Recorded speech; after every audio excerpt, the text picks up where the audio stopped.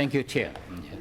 Whakataka tihau ki te ulu, whakataha tihau ki te tanga, ke ma kina ki uta, ke ma tana ki tai, e a ke ana te atakua, he tio he huka, he ho hu, ti he mauriola.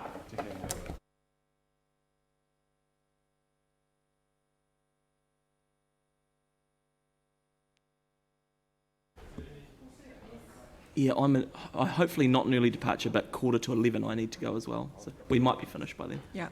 And thank you. Are we missing something? I'll be an apology for anything I say. If only.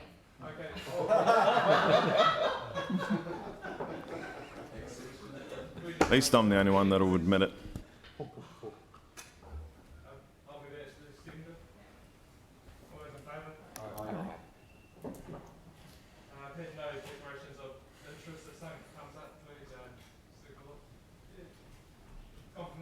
Confirmation of previous minutes.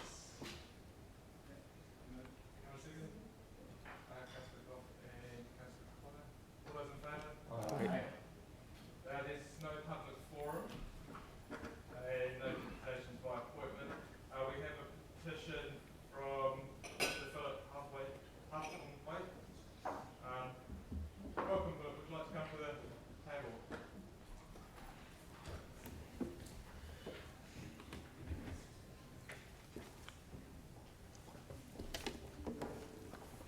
Good morning, Mr. Chairman and City Councillors.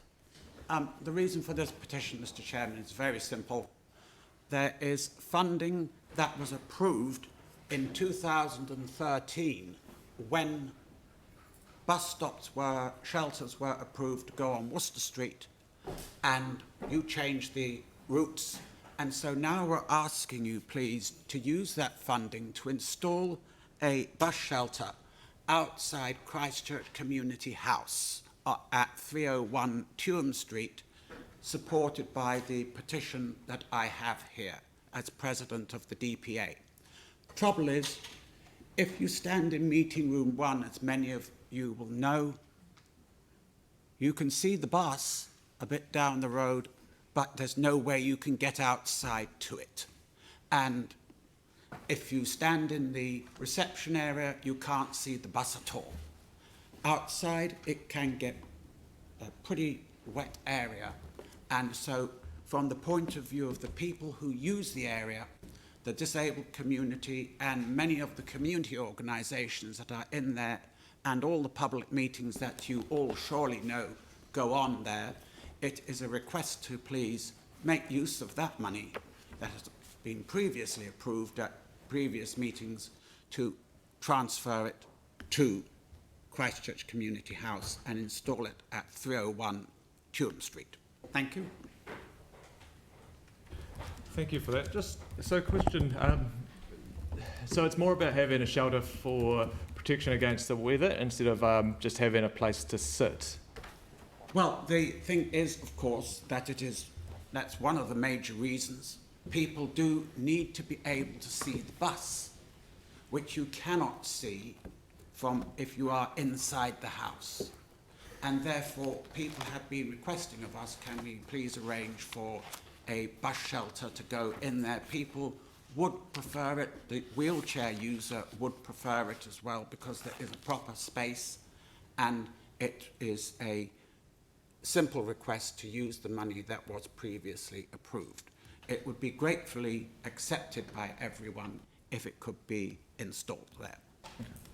Are there any questions, Tim? Do you know how long Community House is going to be located at 301 Tuam Street? Is it because there's a permanent? It's a long-term permanent lease. Yes, it's a.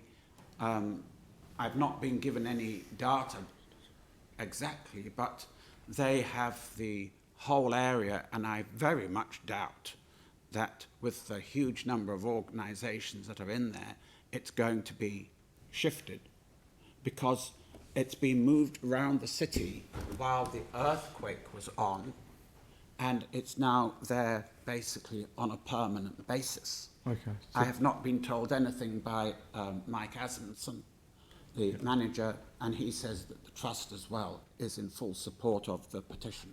So yeah, because that's why I've asked the question, because as we know, it has been moved around due to the earthquake and findings. So this is going to be the semi-permanent digs from now on. This is where it is to be located unless something else happened like that, yes. Cool. Because originally we were in Hereford Street, Cashel Street. It moved then down to, I think it was 575 Colombo for a short while, and now it's been moved up there, and it is on that bus route, the Route 80, and it is the second bus stop down. Sure. And therefore it's a important place to have one for the benefit of the community to use and to be looked after as a whole. Because the thing is, if you look at the ramp outside as you come down, it is a fairly steep ramp to come down. Yeah, I've got it So up you here. want to make the effort to get down to the bus before you have to try and get on it. Yeah.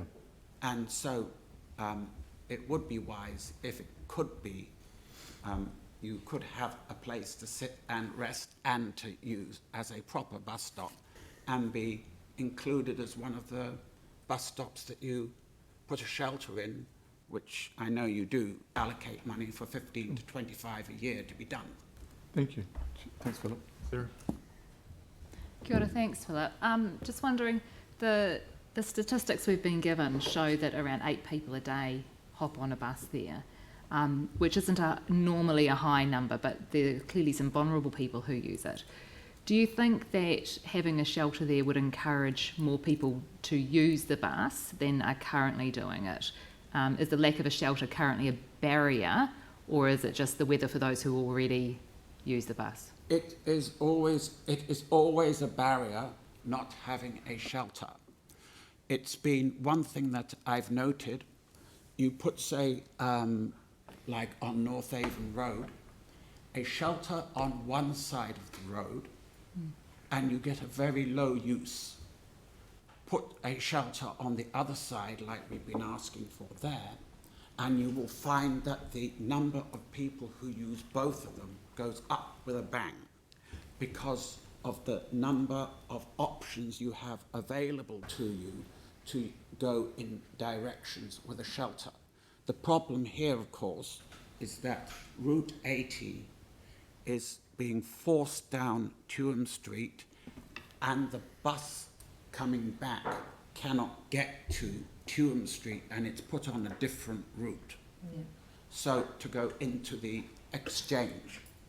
But all of the time that we're being spoken to, people have said that they feel it would be worthwhile having a shelter there for the benefit of the community. That's why you've got the request. Thank you. Thank you, Philip. Just a question on your petition. Do we have a copy of that petition? You have it in your minutes. Excellent. No, the actual petition itself. It was sent in by me, a scanned copy of it to the community board, who forwarded it on to your executive officer, who said they had to consider it here. Yeah. And so you printed it off in your agenda without the addresses for privacy purposes. We don't need the original. I can sort that out. Okay, thanks. Okay, so we do have a report coming to this committee shortly, for the next meeting or the following one, around another bus shelter on Tuam Street. So what we might do is ask for some staff advice in that report in regards to the bus stop outside the community house, just to see if what is the possibilities of actually installing a bus shelter there. So we'll just make a resolution. Yeah.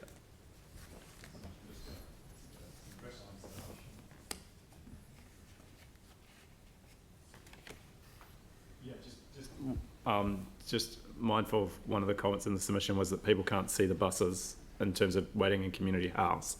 I did wonder, one of the suggestions that has been made previously is to have real-time information screen or a system. I just wondered whether there was a possibility of, when the report comes back, considering if, the option wasn't to put a bus stop, whether there was some information technology, real-time information technology that could be put in community house that might help. Thanks. Thanks, Yanni. Okay. Do we have someone that wants to move that? Second it? Melanie, Sarah moved it.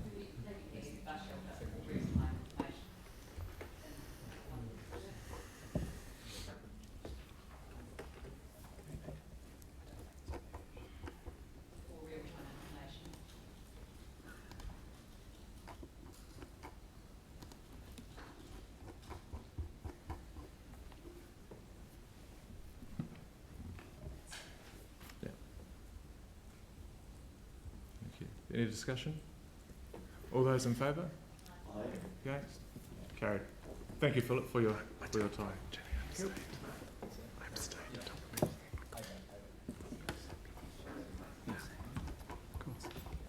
Item 7, the Alpine Pacific Taurine Route, Memorandum of Understanding. Is there staff to... Okay. Any questions? Yanni? Thanks. 2 questions. One is, I was just wondering why if it was signed in 2017, why it's taken so long to come to us? Richard's just coming to the table.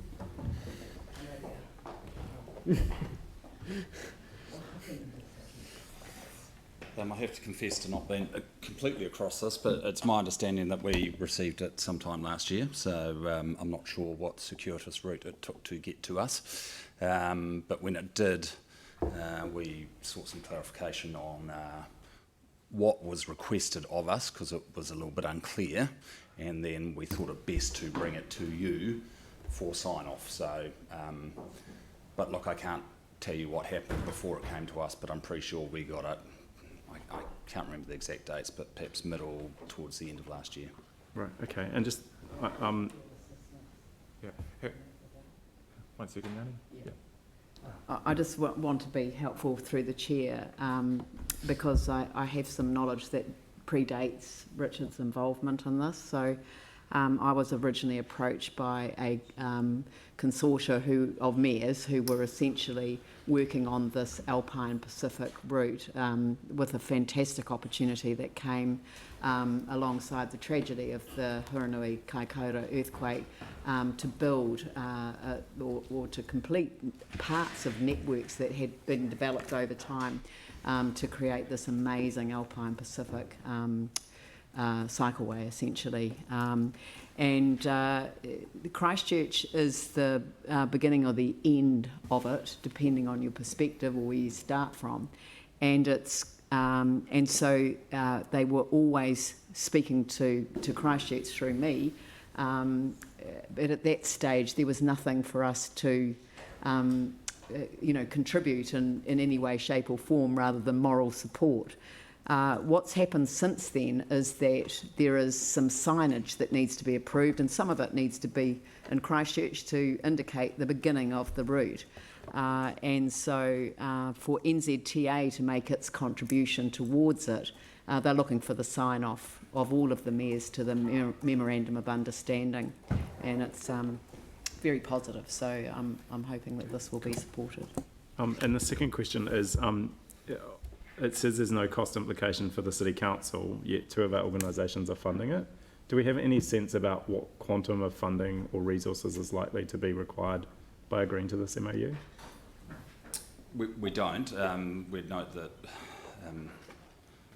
Christchurch NZ would be the funder, and they do it out of their own budgets, so they have budget for this, but there's also other funding parties to it, so they're all contributing to the signage, and none of it will be on our network. It'll be on mainly the state highway. So it's really to contribute to something which we think is going to have Christchurch NZ thinks will have a positive impact on cycling and cycling tourism throughout the region and Christchurch. Right. supplementary question off the back of that. So, but my understanding is that Christchurch NZ has more than one source of income, and this will be coming from their RTO budget rather than from their council budget. I don't know the answer to the question. So, is it possible that we're not even contributing towards the cost of it? Quite possible. We haven't queried Christchurch NZ about this. And I think it would be just good to get, at a very high level, just some brief information back around the funding requirements. And the benefits that come from it. Because I just don't have any sense the if this benefits is far outweigh any tens costs. of thousands, hundreds of thousands, or millions. I presume it's in the lower level, but it would just be good to get that. Just for signage. So that's why I'm thinking it's not a massive cost, but it would be good just to. We could do that as part of the. we can track that down. Thank you. Yeah, and we can do that, feed that back through the Christchurch NZ quarterly report. Any other questions? Excellent. Any debate? I'd like councillors to back this. It's a fantastic opportunity, and I think many of you have heard me say before that from disaster comes opportunity, if you know where to look for it. A powerful, passionate group of people got together and put this together. It was driven from community, business leaders and the different parts of the area. You'll notice that Hamner Springs hot pools are one of the contributors to this, and there are a number of organisations that will benefit. The RTOs that are really backing this, and I'm really pleased that Christchurch NZ has linked in with them, but Huinga and Kaikoura are the drivers of this, and I really want us to be right behind it and to make sure that this incredible asset to our region will be welcomed and used as much as possible. And I know that the visitors to our country will certainly value the opportunity, but actually locals will value the opportunity to holiday locally by getting on their bikes and travelling north. So, thank you. Councillor Johansson. I think this has a lot of merit, and it's really important that we do see ourselves as part of the region. The reason I raised around the funding thing is for councillors who have been here a long time, we have seen time and time again MOUs signed, and then we haven't actually delivered. So I'm hoping that this will be delivered, and I do think it's really important we do understand the implications of resources when we agree to MOUs, so we can ensure that the work actually gets done, rather than just a document that sits on the shelf with a whole bunch of good ideas. But it sounds like this is under control. It sounds like this will be going ahead, and I think it's great that we do live in a unique environment. The earthquakes obviously in Kaikoura have had a huge impact on that area, and it's really important that we do what we can as a city to provide support, given how much support we got from them when we went through our earthquakes. So I'm very supportive of this. But I do think we need to understand as councillors when we agree to things, if we want it to happen, it requires resources, and I think it requires being explicit about what those resources are. Tim. Thank you. Look, the Alpine Pacific Touring Route's been talked about for a long time. It's absolutely, I think, essential for our tourism in the future, especially in the circumstances we're in and facing in the future. If you talk to the West Coast of the South Island or the Hawke's Bay of the North Island, they've got these routes, they're working on them themselves, they're working with government.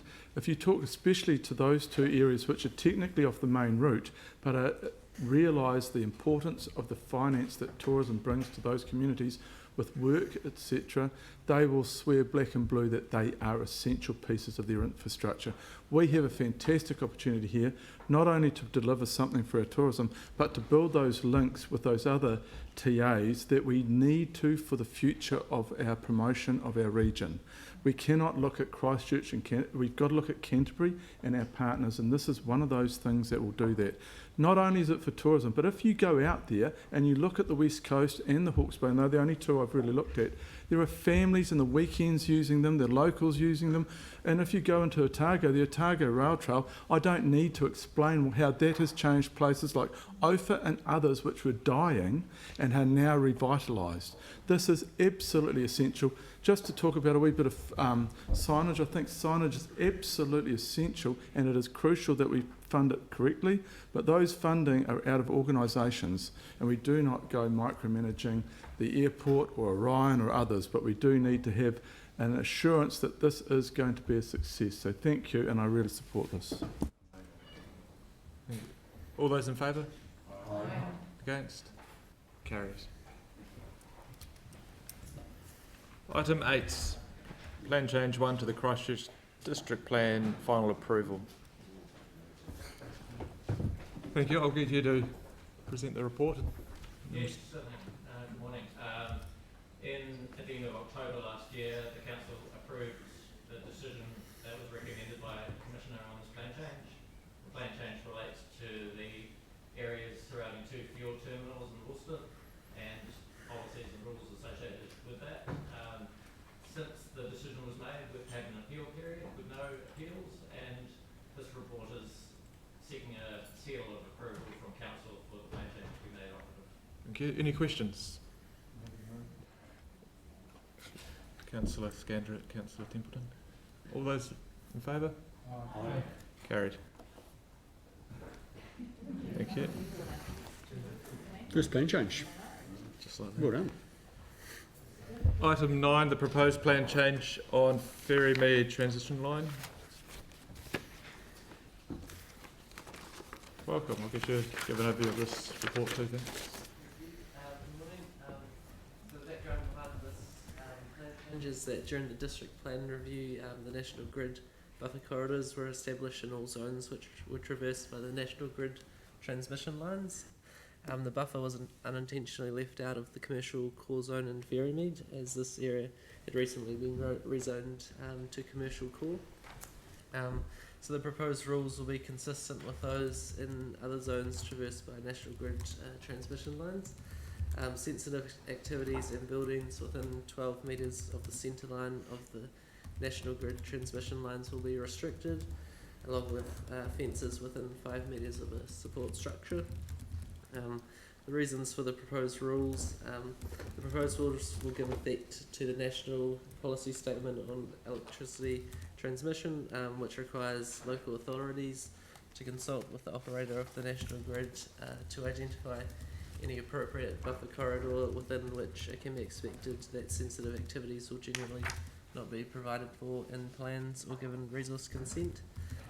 The proposal will protect Transpower's ability to operate, maintain, upgrade and develop the lines if necessary. It will also enable reverse sensitivity effects and effects on people's health and safety associated with activities in close proximity of the transmission lines to be managed appropriately. Thank you. Any questions? Councillor Templeton. Thanks so much. I mean, this completely makes sense. I just want to check, is there any, do we know if there are any businesses or other activities currently there or planned in the near future that might clash with the intent of this? So, based on our surveys of the existing land use, there's currently development under the lines, might to 10 mega, as well as 5, possibly 6 retail units. And so, at the present time, based on those surveys, there's no sensitive activities in that transmission corridor. Great. That's obviously these rules would impose restrictions on the use of those units, but at the present time, those activities are not affected. Great, thank you. Melanie. My question's around the notification, and I understand sort of the reasoning behind the limited notification. I was just wondering if would it be likely that anyone would be against this in any case, whether it was limited or full notifying? There's a risk that the property owners of the units feel it's unnecessary as a restriction on the use of the units. We've sought to engage with those property owners as part of the process up to notification, but following notification, obviously those parties have an opportunity to make a submission the party that we have heard from, there's been no concerns raised. So it's difficult to say, but and there's always a risk. But we, based on the current use, the existing activities are not adversely affected by these rules. It would be if they proposed a change of use to a sensitive activity that they would be affected. Do we have a mover for this? Councillor Galloway, seconder. Tim.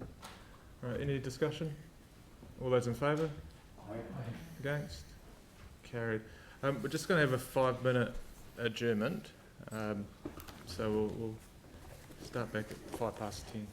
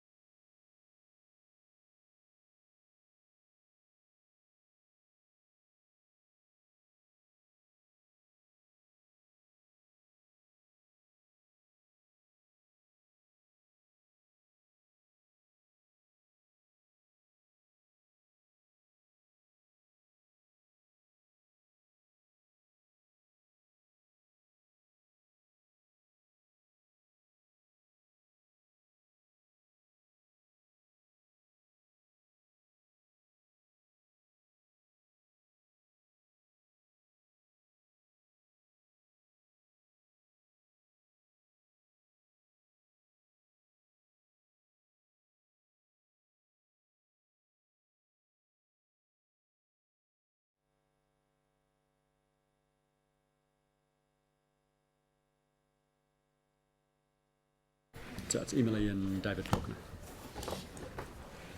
Welcome, Emily, David. I'll get you to present this report, Council.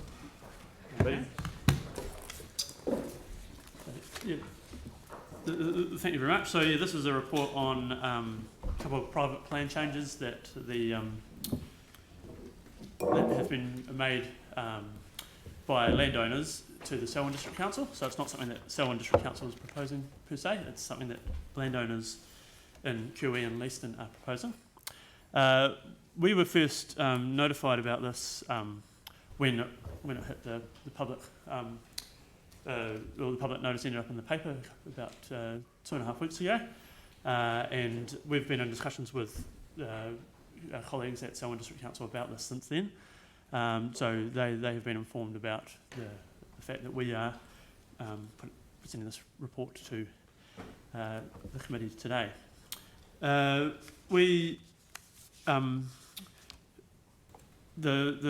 issue with this with these plan changes is that they are outside the Greater Christchurch Urban Development Strategy boundary. So they're not something that is captured by the Greater Christchurch Partnership per se. So if they were within the Greater Christchurch Partnership boundary, there would be a process to follow to notify all the partnership councils about how this would progress. But because this is outside the partnership boundary, it doesn't follow that process.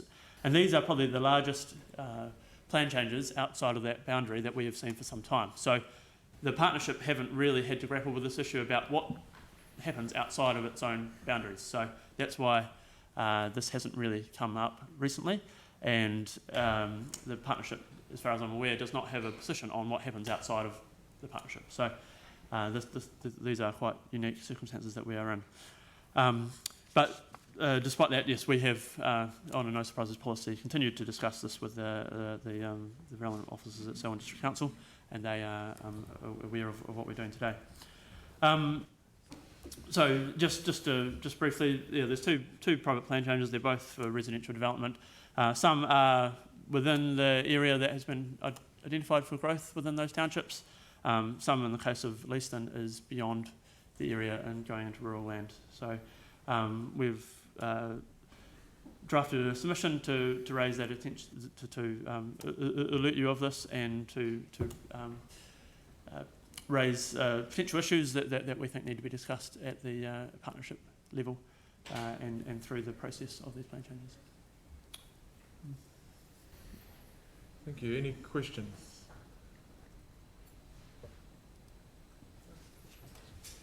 I'm just trying to understand, like, because Selwyn District Plan is going to go through like a plan change process, and like my understanding is if it's against sound resource management practices, they can actually decline the private plan change. Yes. So I can't quite understand why they wouldn't be doing that and then doing this as part of their district plan change review. It would be a much more efficient use of resource and would seem to be a much more sound process for looking at, you know, the kind of big picture of all those issues collectively across the district, which they're just about to do. Yep. So yeah, so this is not proposed by Selwyn District. This is private landowners are proposing this. They have a right, as any private landowner does, to propose a private plan change. And they normally, or in the RMA, there is a moratorium post a district plan review that there can't be a private plan change within 2 years of a district plan review, but there is no such moratorium before a district plan review. So yeah, these landowners are entitled to put in an application for a private plan change. Generally the costs all sit with them for the processing of this private plan change, so that's what they've chosen to do. So yeah, it's completely within their rights, and yeah, it's not Selwyn. If Selwyn District Council would have been running the process, they probably would have done it a different process, but that's not. Do we know if Selwyn Council what their decision, I mean, do we know if they had much consideration of actually accepting this as a plan change for themselves rather than the private plan change, and then being able to put it in the district plan process? Yeah, so they do have there is an option under the Resource Management Act that they can adopt this as their own plan change. Yeah. And they've decided not to do that. So this is a purely private plan change. And I suppose, yeah, one of the things, if they adopt it as their plan change, or if they adopted it to go part of the plan review, then all the costs of this plan change would fall on the council and the ratepayers of Selwyn. So they, but this is a private plan change, so they have, it will go through a private course. So have you seen the email that we've just been sent? No? Okay, any other questions? Well, we're not allowed to talk about it. Thank you, Chair. Just one question. You particularly emphasize the 4.11.1. So because those private change proposal are inconsistent with the policy, okay? 5.3.8 in the Canterbury Region policy statement. But if we review the 2.4, and 2.3, the private change seek a minor change to the Sovereign District Plan to remove policy related to deferred status and including those ODP for the area. My question is whether will be make it a success or not regarding to those the two private change in the owner. They make this the resource concern application. 2.4 and 4.3, 11, what? Is my question. Yeah. So there's two different documents there. So there's the Selwyn District Plan that has identified some areas around Kiwi and Leaston as deferred for living, for residential. So in the case of the Leaston plan change, some of the area identified for this private plan change is within that deferred area. So yes, that area is consistent with where that town is proposed to grow, but there is also additional area beyond that they're proposing into rural area, which is not consistent with what is in the district plan. And so that's where the regional policy statement sort of kicks in terms of that guides urban growth as well. The other thing is they are proposing to change the zoning of that area. So it was going to be a low, almost rural residential type zoning within that deferred area. They're wanting to have it as a more urban type zoning. So there'll be more houses than what was anticipated under the Selwyn District Plan. Thank you. Right. Is there someone who'd like to move? Melanie, second by the Mayor. Right. Any discussion?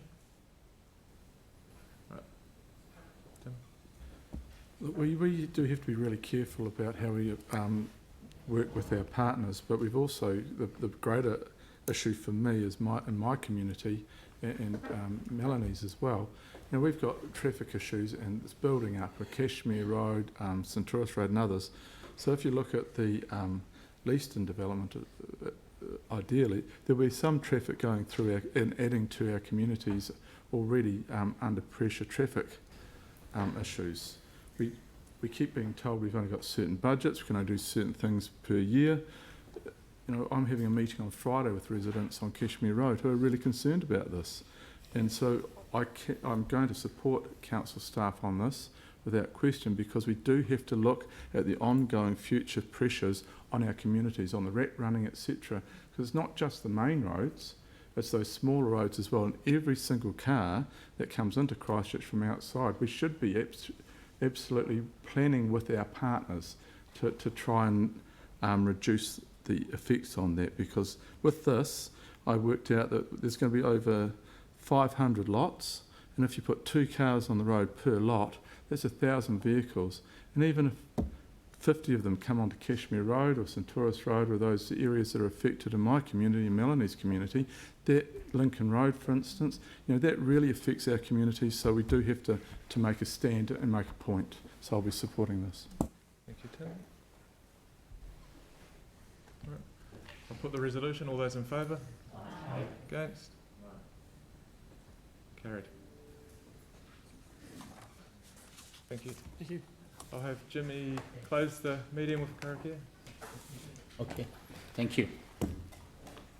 Uluhia, uluhia, uluhia ki te ulu, tā pului e te tani, ke watia, kia, mama, e nā tau ti, ti nana, kia no rano, wakaradia, ake ti rona, kia tina, homi e, hui e, tai hi e.